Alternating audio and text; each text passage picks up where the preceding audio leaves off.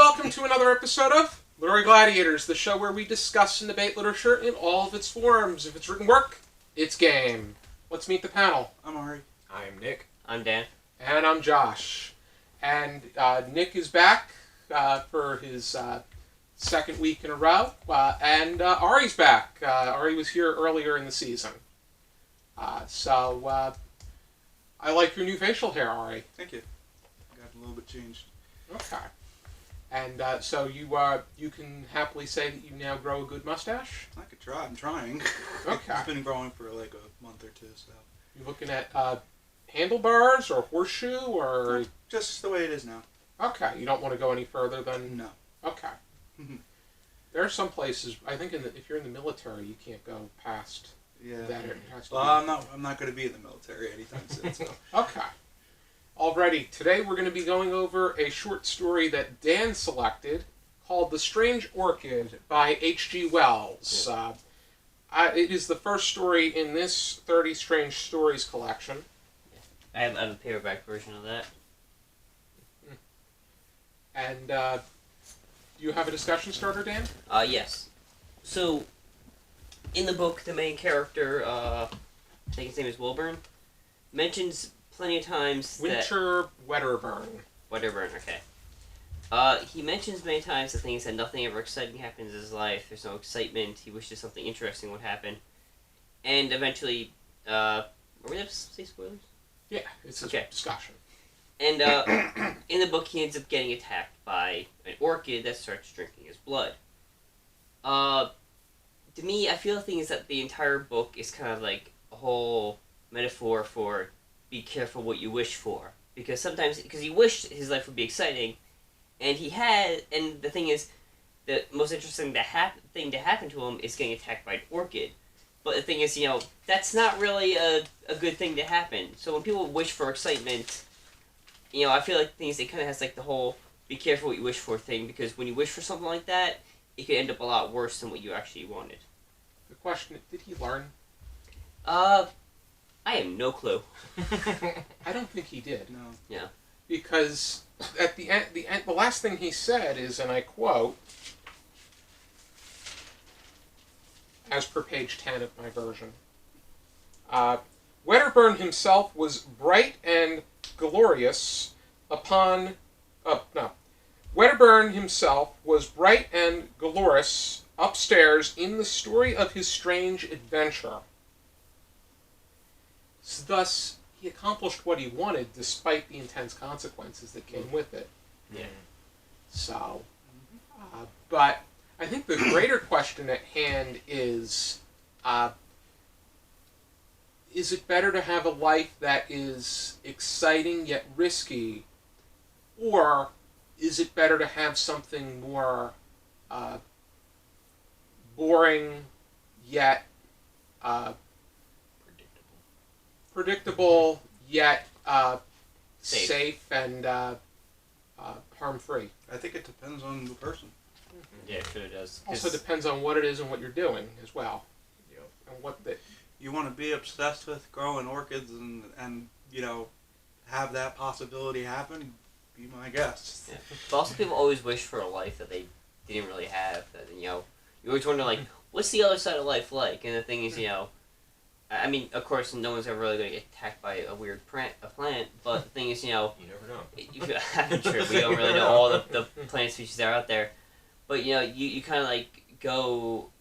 Because, like, he wanted something exciting, and the thing is, that's what he wanted. And he gets a strange orchid, and the thing is, like, yeah, he mentions that he likes plants.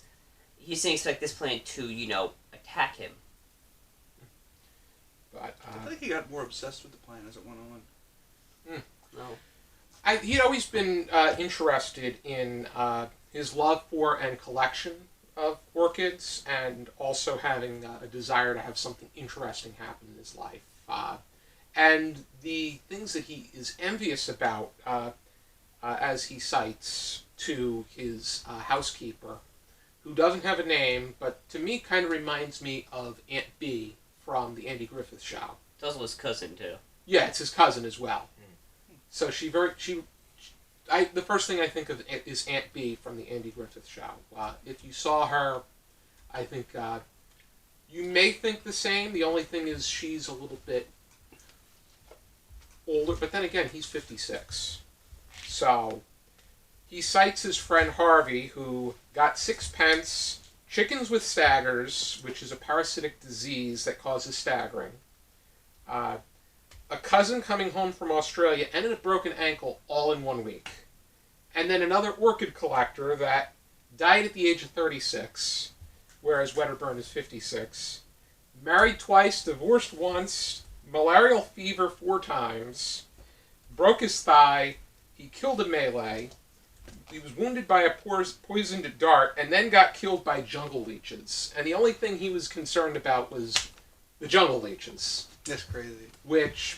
And he didn't have as much, never married, has a huge collection of orchids, kind of reminds me of the uncle's collection of snakes and other reptiles from the reptile room. Oh, right. Yeah. Uncle Monty. Montgomery. But, so... I don't know, like, that's kind of why I was saying, like, because he wasn't married, and he just kind of was only orchids, like, that almost sounds like it could be more of an obsession than an interest. I mean, just based off of, how it, like, he was so interested in them, but it was, like, not, like, a genuine interest. It seemed like it was, like, As it progressed, I think that he seemed to become set with his ways. Because he may have not been as obsessed as he back then as he is No, now. it was I definitely think it was more later, like, when it got closer in the end. Mm-hmm. But then, Well, yeah, because he it's kind of like the life that he ended up knowing. So the thing is, he got into like a routine of doing that. So he ends up getting more into his work. Trying to make something exciting happen. Exactly. Right. Yeah, maybe that first orchid brought him that excitement, so he was like, oh, let me go get another orchid. Maybe that'll bring me more excitement. Yeah. And he found out the orchid was strange at the beginning because of the way how it ended up growing. And the thing is, like, it was feeding off the other plants, or that's what I assumed, because like the other plants seemed to be like kind of suffering compared to the orchid, and then eventually it started feeding on him. Right. Then it developed. Before it started to develop fingers, which I like the way that the housekeeper described the atmosphere, because I could feel that the heat and the intensity from the orchid causing her to feel like she was developing a headache. Yeah. It's like a plant vampire. I mean, I could even the being in the hothouse alone. Yeah. But I mean, when you mix that with something so horrifying, then of course you're gonna just want to get out and pull out the Mountain Dew. Yeah. But what came to mind initially when you read this, Dan? Okay, well, when I read it, and the things I saw was about a plant that attacked people, I immediately thought of, can you hold that up real quick? Audrey 2 from Little Shop of Horrors. The whole "feed me, Seymour," that creature. That's what I thought too. Venus flytrap. Mm-hmm. Yeah, well, that one was a Venus flytrap. Yeah. In the book, it was an orchid, but yeah, Mm-hmm. it's kind of the same concept of plant that seems strange, feeds on blood, and then begins to like. Well, I don't know if this one grew bigger, but I mean, it kind of did. One came out in 1912. The other, I think this is 1912. Well, 1910s anyway, right? Because that's when H.G. Wells was, and then this came out in like 70. The original Little Shop of Horrors from 1960. Yeah. Was that I would imagine that plant that plant was not as intense though. No, Because- the 80s movie was much more. And Yeah, the 80s one looked like. By the way, her name is actually Venus Audrey II. That's her name. And Second. when you have Levi Stubbs doing the voice, if you've ever listened to anything from the Four Tops. Yeah. Yeah, there's not no production date on here. I just read it was like 1910s. I thought it was. I said 12, but I think Well, it's- H.G. Wells, like most of his books were like written from like the 1870s to like the early 1900s. Yeah. Because like he wrote things before World War II ever happened, and he predicted like mustard gas and stuff like that. Right. But I did a whole video on H.G. Wells. If you want to see it, look it up. Jules Verne also wrote around the same time. Yeah. But yeah, what I also want to bring about the book is the plant itself. We're never really given an origin of what this plant is, And I also noticed a few things that, upon the ending of the book, that I realized was foreshadowing. When they mentioned where they first found the plant, it was underneath like a soldier or something like that. And he mentioned that he had been like, it seemed like he had been drained of blood. I began to believe the things that might have been the plant originally. That was kind of foreshadowing that the plant was the thing that killed him. Mm.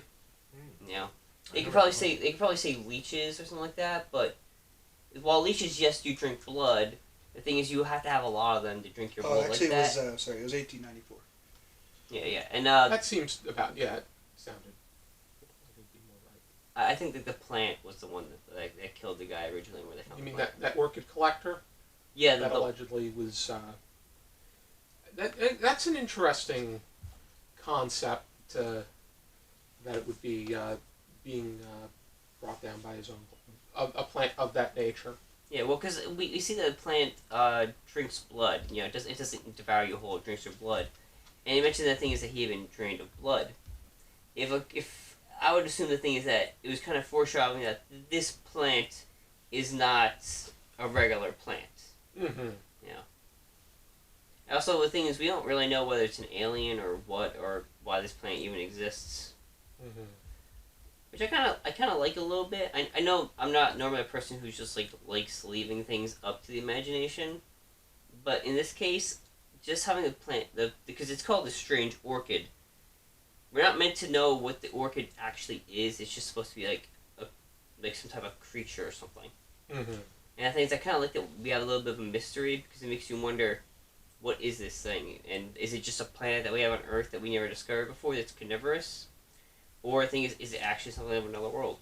Mm-hmm. It's like one of them psychological thrillers. Yeah, exactly. I mean, H.G. Wells, his main background is science fiction. Yeah. Already. Do we have anything else that we wanted to bring up, or any questions or observations? It's just an interesting concept, especially for that time. And I mean, orchid collecting was, I think, it was a thing back then. But like, just the general story, I think, was a very interesting concept. Yeah. I like how it's like very straightforward too. Like there's no like complexity around the thing. So it's very easy reads. Gets a bulb from a jungle, and then it drinks his blood, and that's it. The end. From the title, it definitely wasn't what I was expecting. Mm. So it was definitely a nice little twist. Mm-hmm. Alrighty. Any other final thoughts? I don't think so. Orchid. I think it was just an interesting short story, and I think H.G. Wells. It was. I mean, it felt like something H.G. Wells would write. Okay. Yeah, I liked it as well. I mean, it took me a few attempts to read it, but I still got something out of it. What do you mean it took you a few attempts? I mean, I read it a few times. Okay. I didn't read it. I read it a few, and then I mean, if most of his work is like that, I'm definitely gonna look him up. Mm-hmm. Well, yeah, he's done War of the Worlds. He's done The Time Machine. He's done what else? Was The he? Invisible The Man. Invisible Man, right? Yes. The Island of Dr. Monroe, I've heard of the Invisible. Food of the Gods, Right. Land of Ironclads. I'm an H.G. Wells nerd because he's my favorite author. So things like you can pretty much ask me to name a book of his that I probably know of it or read it. I mean, if he There's writes a bunch of H.G. Wells yeah, books. I was looking at it right over there. Yeah. But I'm definitely gonna look into him because it was very, very cool read. And if he continues to write like that, then yeah, I would like that stuff. Well, I mean, he's dead now.